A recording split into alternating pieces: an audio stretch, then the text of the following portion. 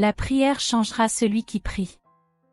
Ma prière pour vous est qu'à mesure que vous entendez ces vérités de l'Écriture, votre faim spirituelle soit cultivée. Mon objectif est qu'en écoutant, vous développiez un désir pour les choses plus profondes de Dieu, que vous développez une soif de prière. Ma prière pour vous est que cela passe au niveau suivant, à des hauteurs plus élevées et à des profondeurs plus profondes. Maintenant, pourquoi la prière vous transforme-t-elle? 2 Corinthiens, chapitre 3, versets 16 à 18, disent cela, mais chaque fois que quelqu'un se tourne vers le Seigneur, le voile est enlevé, nous pouvons donc maintenant le voir. Verset 17 Car le Seigneur est l'Esprit et partout où est l'Esprit du Seigneur, là est la liberté. Cette écriture parle de la présence du Saint-Esprit qui demeure avec le croyant. Le Saint-Esprit demeure avec les croyants d'une manière bien différente de celle qu'il demeure dans son omniprésence à travers le monde. C'est son influence, c'est sa domination. Alors là où est l'Esprit du Seigneur, où est cette domination, là où est cette influence, et c'est sa domination. Son influence en vous, le croyant, est la liberté. Ainsi, nous tous qui avons eu ce voile enlevé, donc les incroyants n'ont pas eu ce voile enlevé, vous avez eu ce voile enlevé et ainsi maintenant nous pouvons voir et refléter la gloire du Seigneur. Regardez comme c'est puissant. Ainsi, nous tous qui avons eu le voile enlevé, pouvons maintenant le voir. Nous pouvons voir et refléter la gloire du Seigneur. C'est pourquoi la prière vous change, parce que la prière, c'est entrevoir la gloire de Dieu. La prière, c'est voir Jésus. La prière, c'est se tourner vers lui et le Seigneur qui est l'Esprit nous rend de plus en plus semblables à lui à mesure que nous sommes transformés à son image glorieuse. Il est impossible de ne rien accomplir dans la vraie prière. À chaque instant où vous priez, vous vous transformez en priant. Vous regardez Jésus et lorsque vous vous concentrez sur le Seigneur avec les yeux de votre cœur, les choses en vous commencent à se transformer. Votre chair devient plus faible, votre esprit devient plus fort. C'est la transformation de votre être parce que la prière, c'est le voir. Et tandis que je vois sa gloire, je réfléchis. Sa gloire devient comme lui, je deviens le reflet de sa lumière sur la terre. C'est ce que la prière vous fait. C'est voir Jésus transformé par le Saint-Esprit, communier avec Dieu lui-même et avoir votre nature même, votre transformation même. Si vous le désirez, je veux que vous l'écriviez dans la section commentaires. Écrivez simplement, montre-moi ta gloire. Alors, de quelle façon la prière vous transforme-t-elle maintenant? Les gens qui prient ont de la force face à la tentation dans Matthieu chapitre 26. Je vais commencer à lire un verset 36.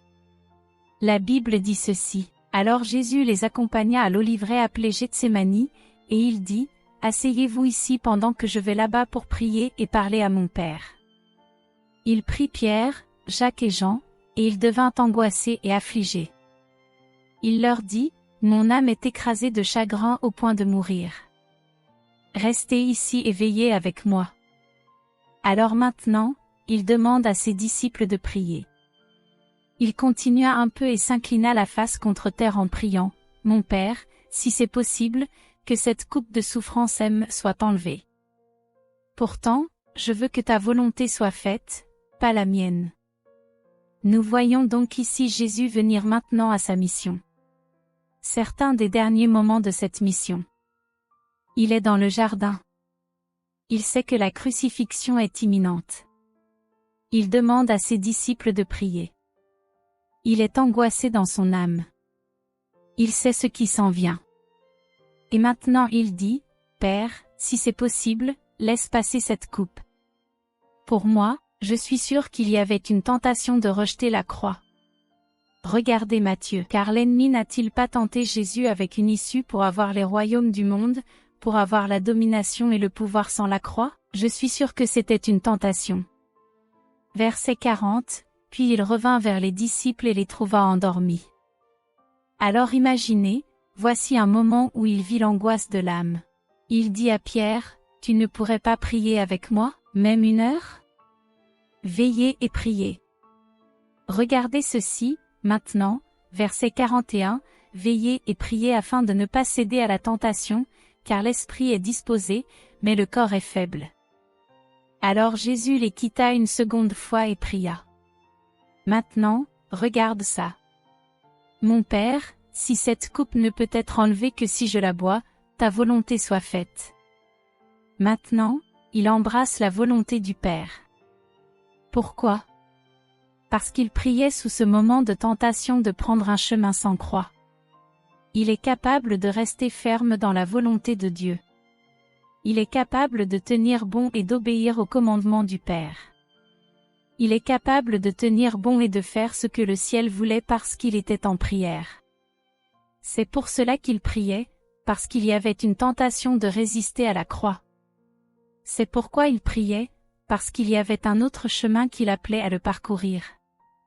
Et il décide maintenant, en ce moment de vulnérabilité, en ce moment de tentation, de se consacrer à la prière. Et c'est alors qu'il dit à ses disciples, « Gardez, veillez et priez pour ne pas céder à la tentation. » Si vous vous surprenez à céder à la tentation, c'est trop souvent un manque de deux choses et deux choses seulement, la parole et la prière. C'est ça. La parole et la prière. Vous commencez à marcher selon l'esprit à travers la prière et la parole, et aucun lien ni aucune tentation ne peuvent vous retenir. Maintenant, dans Jacques chapitre 4, verset 7, la Bible dit, « Soumettez-vous donc à Dieu, résistez au diable, et il fuira. » Eh bien, ici dans le jardin et ce que nous venons de lire dans Matthieu 26, nous voyons que les disciples ont choisi la chair plutôt que l'esprit. Maintenant, réfléchissez à ça. Les disciples ont choisi de dormir au lieu de prier, et parce qu'ils ont choisi de dormir au lieu de prier, ils ont renié le Seigneur et l'ont fui. Ils ont rejeté. Ils n'avaient pas d'audace. Ils n'avaient pas le pouvoir de se lever. Ils n'avaient pas la capacité de faire face à la pression qui leur était imposée. Pourquoi? Parce qu'ils n'étaient pas en prière. Ils dormaient, et comme ils dormaient, ils se sont enfuis. Eh bien, soit vous fuirez, soit l'ennemi fuira. Ce ne sera que l'un des deux. Mais la Bible dit dans Jacques 4, 7, « Soumettez-vous donc à Dieu, résistez au diable et il fuira. » Jésus a donc démontré comment la prière nous fortifie contre le réservoir de la volonté humaine et que l'ennemi profite souvent de notre volonté. Que dit la Bible? Lorsque nous sommes tentés par nos propres désirs. L'ennemi utilise donc nos propres désirs contre nous. Et si nous ne sommes pas en prière, ces désirs seront forts. Les envies de chair seront fortes. Si vous n'êtes pas une personne de prière, vous ne pouvez pas garder votre chair faible. C'est d'ailleurs pourquoi votre chair résiste au lieu de prière. Vous avez déjà remarqué que lorsque vous allez prier, votre chair commence à se tortiller, vous êtes agité. Vous voulez sortir de cette situation et vous lancer dans quelque chose de plus divertissant et passer à quelque chose de plus rapide. Et vous voulez sortir du lieu de prière. C'est votre chair qui lutte contre sa propre mort. Parce que la prière est la mort de la chair. Matthieu 6, 7 à 13 dit ceci: quand vous priez, ne multipliez pas les paroles vaines, comme les païens, qui s'imaginent qu'à force de paroles ils seront exaucés. Ne soyez pas comme eux, car votre Père sait exactement ce dont vous avez besoin avant même que vous le lui demandiez. Verset 9. Regardez ceci. Maintenant, priez comme ceci. Et nous connaissons tous le Notre Père. Notre Père céleste, que ton nom soit saint, que ton royaume vienne, que ta volonté soit faite sur terre comme au ciel. Donne-nous aujourd'hui la nourriture dont nous avons besoin et pardonne-nous nos péchés comme nous avons pardonné à ceux qui ont péché contre nous. Maintenant, regardez ce verset 13 qui est la clé et ne cédons pas à la tentation, mais délivrez-nous du mal ou ne nous induisez pas à la tentation, mais délivrez-nous du mal. De quoi parle la Bible? Jésus parle ici de prière qui vous délivre de la tentation. Plus précisément, le Notre Père parle de la délivrance de la tentation. Ne nous soumets pas à la tentation, mais délivre-nous du malin. Que fait le malin? Il tente. Alors, Comment échapper à cette tentation dans la prière? Comment briser le pouvoir de cette tentation, la prière autour de la parole? Comment briser le pouvoir de l'ennemi dans votre vie? La Bible le dit ici. C'est très simple. Vous savez, je pense que parfois, à cause de la pensée religieuse, nous compliquons les choses. Et d'ailleurs, la pensée religieuse n'aime pas la simplicité de la spiritualité. La pensée religieuse n'aime pas la simplicité de la spiritualité parce qu'elle met l'accent sur la puissance du Saint-Esprit plutôt que sur la capacité de l'homme, ce qui blesse l'ego religieux. Mais ici, clairement, la Bible dit, « Soumettez-vous donc à Dieu, résistez au diable et il fuira. » Ça dit quoi? Soumettez-vous à Dieu, résistez au diable, et il résistera pleinement au diable et il combattra. Résistez au diable et il résistera. Non, résistez au diable et il s'enfuira. Pourquoi? Parce qu'au moment où l'ennemi reconnaît que vous êtes soumis à Dieu et que vous vous retournez contre lui, il s'en va. Pourquoi? Parce que le croyant soumis à Dieu a une domination absolue. Et l'ennemi craint ce genre de croyant. Vous soumettez votre vie à Dieu, résistez au diable et il s'en ira. Eh bien, c'est à quel point il a peu de pouvoir dans la vie du croyant. Maintenant, si vous vivez dans le péché, oui, il aura plus d'influence dans votre vie.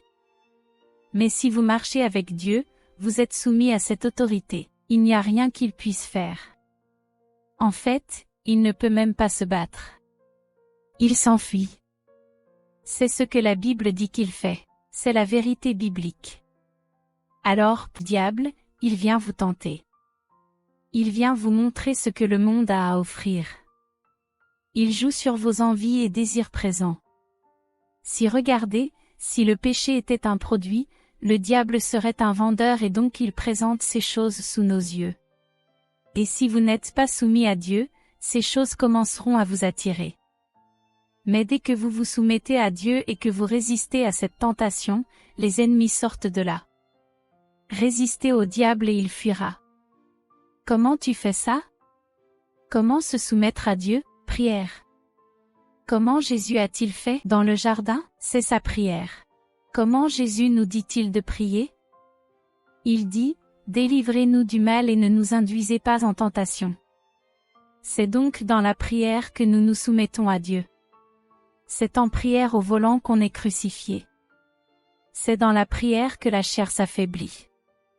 La prière vous donne de la force contre la tentation.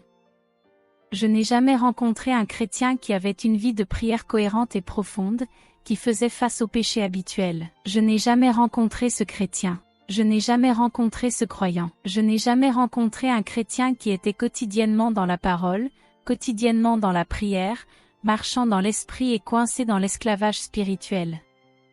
Tu veux que je sois franc à ce sujet?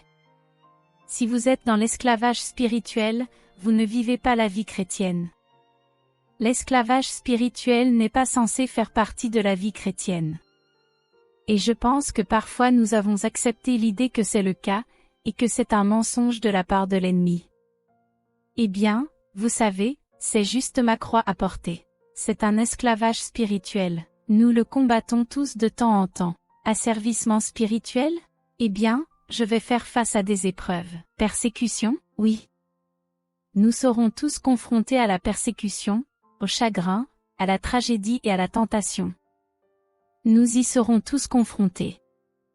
Mais une défaite spirituelle est une défaite intérieure. Manque de paix, manque de joie, manque d'amour, manque d'influence de l'esprit. Non, mon ami, cela n'a jamais été censé faire partie de la vie chrétienne. Et certains croyants, malheureusement, ont même une sorte de validation du fait qu'ils souffrent parce qu'ils pensent que le fait d'être autant attaqués est la preuve qu'ils sont spirituels, alors qu'en fait l'esprit est rempli de chrétiens. Celui qui marche selon la volonté de Dieu sait que la victoire lui appartient et que l'esclavage spirituel ne fait pas partie de sa vie. Et donc si vous êtes en prière, la tentation ne vous aura pas vaincu. Vous êtes dans la parole, la tentation ne s'emparera pas de vous. Ou bien nous croyons que la prière n'a pas de pouvoir, ou bien nous croyons que la Bible n'a pas le pouvoir de nous libérer. Mais la parole de Dieu a du pouvoir. La prière a le pouvoir de nous faire marcher dans la victoire. Alors vous devenez une personne de prière. Vous voyez cette tentation commencer à faiblir. Vous voulez voir la force de vos flashs. Je vais vous faire un petit test ici. Vous voulez voir la force de vos flashs?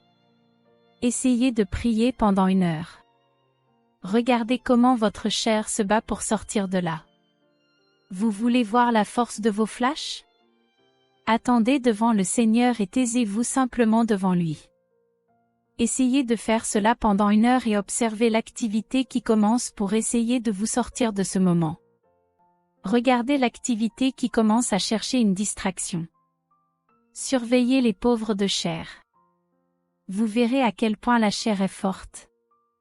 Mais je n'ai jamais rencontré un chrétien cohérent dans la prière, cohérent dans la parole et marchant dans l'esprit qui marchait également dans un esclavage spirituel. Encore une fois, ne confondez pas les essais. Nous serons tous confrontés à des épreuves. N'entendez pas ce que je ne dis pas. Je ne dis pas que votre vie devrait être parfaite. Je ne dis pas que tout se passera comme vous le souhaitez. Je dis intérieurement que vous devriez toujours avoir la victoire. Dans 1er Rois, chapitre 3, versets 5 à 14. Nous lisons l'histoire de Salomon. Alors le Seigneur lui offrit une faveur et il dit, « Demande-moi tout ce que tu veux. » Salomon demande la sagesse, et Dieu dit, « Parce que tu as demandé la sagesse, je vais te donner cette sagesse et ensuite tout ce que tu n'as pas demandé. » Mais voici la vérité. Salomon a prié pour obtenir la sagesse et Dieu la lui a donnée. Jacques chapitre 1, versets 5 à 7, dit ceci. À propos, ce verset, cette partie de l'écriture, devrais-je dire, a été un catalyseur pour mon ministère d'enseignement. Je me souviens de l'époque où je lisais les Écritures et n'avais aucune idée de ce que je lisais. Vous savez, c'est embarrassant pour moi, mais je pense que c'est bénéfique. Je le partage avec vous. Il y avait des moments où je lisais un chapitre entier de la Bible, et puis je disais, je ne comprends rien de ce que je viens de lire. Je lisais tout le chapitre et j'y allais, j'étais distrait tout ce temps. Et c'était donc cette période de la vie où le mot n'avait aucun sens pour moi. Les choses de l'esprit n'ont pas vraiment cliqué, et ce n'est que lorsque je suis tombée sur cette partie de Jacques 1, 5 et 7. En fait, Jacques est l'un des premiers livres de la Bible que j'ai lu en tant que nouveau croyant. Si vous avez besoin de sagesse, demandez à notre Dieu généreux. C'est une prière et il vous la donnera. Il ne vous réprimandera pas si vous demandez, mais lorsque vous le lui demanderez, assurez-vous que votre foi est en Dieu seul. N'hésitez pas pour une personne divisée, la loyauté est aussi instable qu'une vague de la mer soufflée et agitée par le vent. De telles personnes ne devraient pas s'attendre à recevoir quoi que ce soit du Seigneur. Alors j'ai levé les yeux et j'ai dit, « Seigneur, je suis un garçon de 11 ans. Je manque définitivement de sagesse et j'ai besoin de votre aide. » Et le Seigneur a commencé à transmettre la sagesse. Il vous donne un cœur perspicace. Il vous donne la capacité de traverser des circonstances difficiles. En fait, cette sagesse divine est vue par les autres et ils commencent à être attirés par vous parce que maintenant ils voient cette fontaine de sagesse jaillir de votre vie et ils disent, « Je veux aller voir cette personne et lui demander une réponse. » Et ils voient la façon dont vous gérez les réponses aux circonstances et ils voient la façon dont vous gérez le chagrin et les épreuves, cette sagesse qui guide votre vie et qui commence même à vous faire prospérer, vous épanouir et être fructueux dans de nombreux domaines de votre vie. C'est la sagesse. Qui lit les proverbes? La sagesse mène toujours à la prospérité. Je ne dis pas que la sagesse mène au luxe. Je dis que la sagesse mène à la prospérité. C'est simplement de la fécondité. La sagesse mène à la fécondité dans tous les domaines de votre vie où elle est appliquée. Et ainsi, lorsque vous devenez une personne de prière, souvenez-vous soudainement que vous vous tournez vers lui. Vous devenez comme lui. Je prie quotidiennement et pendant une période de transformation, je commence à remarquer progressivement que je me transforme, puis tout d'un coup, il y a donc cette période de transformation progressive. Et puis il y a soudainement ces sauts dans l'esprit que nous faisons et maintenant la sagesse commence à jaillir de vous. Et maintenant vous commencez à penser avec la pensée de Dieu, et maintenant vous commencez à penser selon sa parole. Et maintenant, vous commencez à raisonner avec l'esprit de l'esprit. Vous savez, les gens disent souvent, eh bien, vous ne devriez pas être trop intellectuel, vous ne devriez pas trop utiliser votre esprit. Et je pense que c'est tout simplement absurde. C'est comme dire que vous ne devriez pas être capable d'exprimer vos émotions lors de la rencontre avec Dieu. Dieu nous a donné nos émotions et Dieu nous a donné l'intellect. Les deux ont été créés pour répondre à qui il est. Alors parfois, lorsque la présence de Dieu se déplace, vous en ressentez les émotions, et c'est une bonne chose. Or, les émotions ne peuvent pas conduire à une rencontre avec Dieu, mais une rencontre avec Dieu peut conduire à des sentiments, à certaines émotions. Et c'est la même chose avec le raisonnement. Dieu veut vous donner un esprit divin. Dieu veut vous donner et je dois faire attention à la façon dont je dis que j'utilise ce terme dans le sens biblique. Dieu veut vous donner ce que je veux dire par là, c'est-à-dire que Dieu veut vous donner la capacité de raisonner selon sa parole. Il veut vous donner la capacité de raisonner selon sa volonté, sa nature, ses voies. Et beaucoup de gens l'ignorent. Eh bien, c'est trop. J'avais des connaissances où vous y réfléchissez trop ou, vous savez, je ne veux pas utiliser cela. Eh bien non, le Saint-Esprit ou l'Esprit de l'homme, en fait, la révélation est une connaissance enflammée par le Saint-Esprit. Vous lisez les Écritures, regardez les nombreux patriarches, regardez les nombreux prophètes. Les gens qui sont dus à l'Esprit ont un esprit vif, et cela vient de la sagesse divine. Maintenant, regardez ça aussi. Vous commencerez également à remarquer que vous devenez une personne de prière. L'audace commence à abonder. Maintenant, regardez Actes chapitre 4, je vais lire les versets 23 à 24. Et puis je vais passer au verset 27. Verset 23, dès qu'ils furent libérés, Pierre et Jean retournèrent vers les autres croyants et leur racontèrent ce que les principaux prêtres parmi les anciens avaient dit, lorsqu'ils entendirent le rapport. Tous les croyants ont élevé leur voix ensemble dans la prière à Dieu, au Seigneur souverain, Créateur du ciel et de la terre, de la mer et de tout ce qui s'y trouve. Et puis ils continuent à prier. Maintenant, Pierre et Jean ont été retenus captifs et ils reviennent vers le peuple de Dieu. Ils rapportent cette persécution. Et telle fut la réponse de l'Église. Ils ont eu une réunion de prière, verset 27. En fait, cela s'est produit ici même, dans cette ville.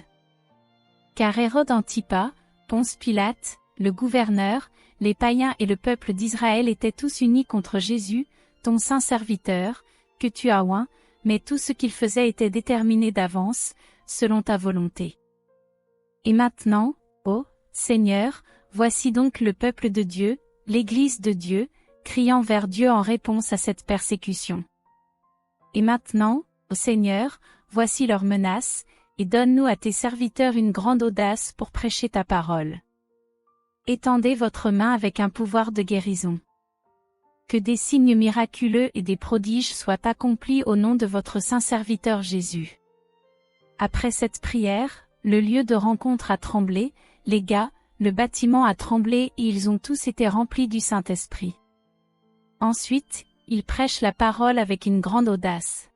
Pierre et Jean parmi ce groupe, en passant, Pierre et Jean marchent avec le Seigneur, et nous faisons partie de son ministère avant la crucifixion. Ils chassèrent donc les démons, enseignant, prêchant et guérissant les malades auparavant.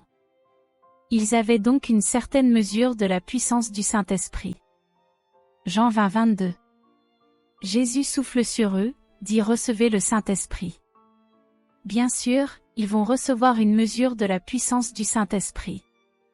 Pierre et Jean étaient là lorsque le Saint-Esprit est venu sur l'Église et ils ont été remplis du Saint-Esprit et ont commencé à parler en langue. Pourtant, les voici à nouveau dans Acte 4. Maintenant, c'est un message totalement différent pour une époque totalement différente. Le remplissage constant du Saint-Esprit. Le baptême en cours du Saint-Esprit. Autre leçon, Autre moment. Regardez Éphésiens 5, 18, acte 2, acte 4. Nous pourrons y revenir un autre jour. Mais ce que je veux souligner ici, c'est le fait qu'ils ont reçu cette audace renouvelée, cette audace intensifiée, même s'ils étaient déjà remplis de l'Esprit, même s'ils avaient déjà le Saint-Esprit, même s'ils avaient déjà des mesures de sa puissance. Mais après cette réunion de prière, une autre mesure d'audace les envahit. Cela signifie que plus vous vous engagez dans la prière, plus l'influence du Saint-Esprit est grande dans votre vie. Je ne pense pas qu'ils recevaient davantage du Saint-Esprit ici. Je pense que le Saint-Esprit en recevait davantage. Je pense qu'il se rendait dans une plus grande mesure. Et grâce à cette audace, commencez à abonder. Si vous vous agenouillez devant Dieu, vous pouvez vous tenir devant n'importe qui. Écoute, il faut être rempli de cette audace car l'heure l'exige. Vous devez reconnaître que vous ne pouvez pas annuler la personne que Dieu a appelée. S'ils ne vous ont pas appelé, ils ne peuvent pas vous annuler. S'ils ne vous ont pas oint, ils n'ont pas le pouvoir de vous retirer. C'est Dieu qui vous a donné ce feu. C'est Dieu qui vous a donné cette plateforme. C'est Dieu qui a donné cette onction. Les gens ne peuvent pas l'enlever. Personne n'a le pouvoir de parler contre vous et d'amener les autres à se détourner de vous. Si Dieu vous a appelé, c'est impossible. Pourquoi? Parce que Dieu soutient ceux qui l'appellent et les gens qui prient. Ils sont remplis de cette audace parce qu'ils comprennent où ils en sont avec Dieu. Aujourd'hui, l'audace commence à abonder. Écoutez, il y a des choses que je prêche et que le monde ne veut pas entendre. Il y a des choses que je prêche et que les religieux de l'Église ne veulent pas entendre. Mais tu sais quoi? De toute façon, je le prêche avec audace. Que peuvent-ils faire? Il n'y a rien que l'homme puisse faire contre vous lorsque vous prêchez la vérité. Personne ne peut rien faire qui puisse vous faire perdre votre influence, vous faire perdre votre pouvoir ou vous faire perdre la faveur. En fait, les attaques qu'ils lancent contre vous ne feront que fonctionner contre eux. Les attaques et les calomnies qu'ils lancent contre vous finiront par vous profiter. Le monde peut vous attaquer parce que vous aimez Jésus. Les religieux peuvent vous attaquer parce que vous aimez la parole, la vérité de la parole et la puissance du Saint-Esprit. Maintenant, je ne dis pas que nous devrions être impolis et peu aimants et dire non. Je dis simplement que l'audace est une reconnaissance de qui vous êtes en Dieu. Et cette reconnaissance vient au fur et à mesure que vous passez du temps en prière. Parce que maintenant tu le connais, tu es en communion avec lui et tu sais que tu soutiens ta parole, Seigneur, tu soutiens ceci. Et je suis impliqué dans ce que vous faites, parce que la prière vous aligne à sa volonté. La prière vous met en alignement avec sa volonté. Et lorsque vous vous alignez sur sa volonté, vous avez son soutien et vous devez avoir cette confiance. Si Dieu est devant toi, qui peut être contre toi? Dis-moi qui peut être contre toi? Il y a un esprit en vous, le Saint-Esprit, et le Saint-Esprit en vous a plus de pouvoir que n'importe quel esprit qui pourrait essayer de s'opposer à vous.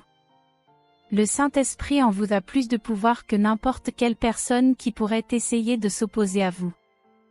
La faveur vous protégera de ces attaques. La faveur vous protégera de la persécution. Cela ne veut pas dire que vous ne serez pas persécuté. Cela signifie simplement qu'en fin de compte, personne ne peut vous faire rien. Parce que même s'ils peuvent détruire le corps, devinez quoi? Être absent du corps, c'est être présent au Seigneur, sa victoire constante. Il y a une victoire de tous les côtés. Pourquoi? Parce que nous sommes en Christ. Et lorsque vous êtes en prière, vous êtes très conscient de cette victoire. Lorsque vous êtes en prière, vous êtes très conscient de cette autorité, de cette domination et de ce pouvoir. Lorsque vous êtes en prière, vous reconnaissez, vous vous souvenez de qui vous êtes en Christ. Et donc cela vous donne une grande audace. Regardez très attentivement ici. C'est très intéressant. Matthieu, chapitre 9, je vais lire les versets 35 à 38. Jésus se rendit dans toutes les villes et villages de cette région, enseignant dans les synagogues et annonçant la bonne nouvelle du royaume. Et il a guéri toutes sortes de maladies et d'infirmités. Regardez ça maintenant. Verset 36. Celui-ci est le Seigneur. Maintenant, quand il voyait la foule, il avait compassion d'eux parce qu'ils étaient confus et impuissants comme des brebis sans berger. Il dit à ses disciples, la moisson est grande, mais les ouvriers sont peu nombreux. Priez donc le Seigneur qui est en charge de la moisson. Demandez-lui d'envoyer plus de travailleurs sur le terrain. Je tiens à souligner tout d'abord que Jésus était rempli d'une grande compassion, et que c'est cette grande compassion qui l'a poussé à instruire ses disciples. Priez le Seigneur de la moisson. S'il vous plaît, priez pour que Dieu envoie de l'aide à ces personnes. Et c'est ce qui est si intéressant ici. Jésus instruit ses disciples, vous priez pour que Dieu envoie les ouvriers. C'était l'instruction qu'il a donnée. Maintenant, regardez ce prochain chapitre. Matthieu. Chapitre 10, verset 1. Jésus a réuni ses 12 disciples et leur a donné le pouvoir de chasser les mauvais esprits et de guérir toutes sortes de maladies et d'infirmités. Nous voyons là que l'Écriture fait une distinction entre un esprit démoniaque et une maladie. Verset 2. Voici les noms des 12 apôtres, et il énumère les 12 apôtres, bien sûr. Et puis, bien sûr, Jésus donne des instructions pour cette action. Verset 7. Allez leur annoncer, le royaume des cieux est proche. Guérissez les malades, ressuscitez les morts, guérissez les lépreux et chassez les démons. Donnez aussi librement que vous avez reçu. Alors Christ les envoie maintenant dans le champ de la moisson. N'étaient-ce pas les mêmes disciples à qui il avait été demandé de prier pour que des ouvriers soient envoyés? Imaginez donc les disciples, en réponse à la compassion du Seigneur, en réponse au commandement et à la compassion du Seigneur. Commencez à prier, Seigneur, envoie des ouvriers, Seigneur, envoie des ouvriers, Seigneur, envoie-leur de l'aide. Et puis ils deviennent les ouvriers qu'ils priaient pour que Dieu les envoie. Ils deviennent l'aide qu'ils ont priée pour que Dieu leur envoie. La prière exigera parfois que vous deveniez la réponse que votre prière pour que les gens de prière comprennent cela. Écoutez, je parle à des gens remplis de l'esprit, dans le sens où je parle à des gens qui aiment les choses profondes de Dieu. C'est pourquoi vous regardez en ce moment. Vous aimez les choses profondes qu'ils ont. Vous comprenez donc que lorsque vous priez, Dieu fera parfois de vous la réponse à cette prière. Seigneur, bénis-les, bénis-les, bénis-les. Il dit, d'accord, je vais t'utiliser pour les bénir. Seigneur, guéris-les, guéris-les, guéris-les. D'accord. Je vais t'utiliser comme vaisseau de mon pouvoir de guérison pour les guérir. Seigneur, délivre-les, délivre-les, délivre-les. D'accord. Je vous ai donné le pouvoir d'aller prier pour la délivrance. C'est ce que fait la prière. Cela vous transforme pour devenir la réponse pour laquelle vous priez. La prière est plus puissante lorsque celui qui prie est prêt à devenir la réponse à cette prière. La prière est plus puissante lorsque celui qui prie est prêt à devenir la réponse à cette prière. Eh bien, c'est ça la prière. La prière, ce n'est pas moi qui essaie d'amener Dieu à faire ma volonté, ce n'est pas la prière. La prière devient comme lui et s'aligne sur sa volonté. C'est ce que fait la prière. Cela vous transforme et nous voyons ici les disciples dire, envoyez des ouvriers. Envoyez des ouvriers, envoyez des ouvriers. Alors il les envoie. La prière vous donne un cœur pour les gens. Cette même compassion que le Seigneur avait maintenant est devenue la compassion des disciples qui priaient. Et c'est ce qui commence à se produire. En fait, les gens peuvent ressentir l'amour de Dieu autour de vous parce que lorsque les gens s'approchent, votre cœur se tourne vers eux. Cela m'est arrivé plusieurs fois où lorsque je rencontre quelqu'un, je peux ressentir l'amour de Dieu pour cette personne. Maintenant, peut-être pas dans toute sa mesure. En fait, je suis certain que ce n'est pas dans toute sa mesure, sinon je suis sûr que je m'effondrerais en pleurant, je ne serais pas capable de le supporter. Mais le Seigneur me permet souvent de ressentir son amour pour son peuple. Quand je prêche la parole, quand j'enseigne comme si je suis en direct, quand je prie pour les malades, prie pour ceux qui ont besoin de délivrance, prie pour ceux qui veulent le baptême du Saint-Esprit, comme je prie pour ces personnes, pendant que j'exerce mon ministère, je peux souvent ressentir l'amour de Dieu pour ces personnes. Et cet amour de Dieu me met en colère contre l'ennemi. Cela fait que mon cœur va vers eux. Et c'est ce qui se passe en vous lorsque vous priez. Soudain, ces désirs commencent à en développer de nouveaux pour les autres. Désormais, les autres deviennent votre priorité. Vous devenez une personne de compassion et en fait, cela arrive parfois au point où vous répondez aux besoins des autres, même lorsque vos besoins ne sont pas satisfaits, lorsque vous priez pour les autres, même lorsque vous avez besoin de prière, lorsque vous priez pour les malades, même lorsque vous êtes malade. C'est la compassion du Seigneur.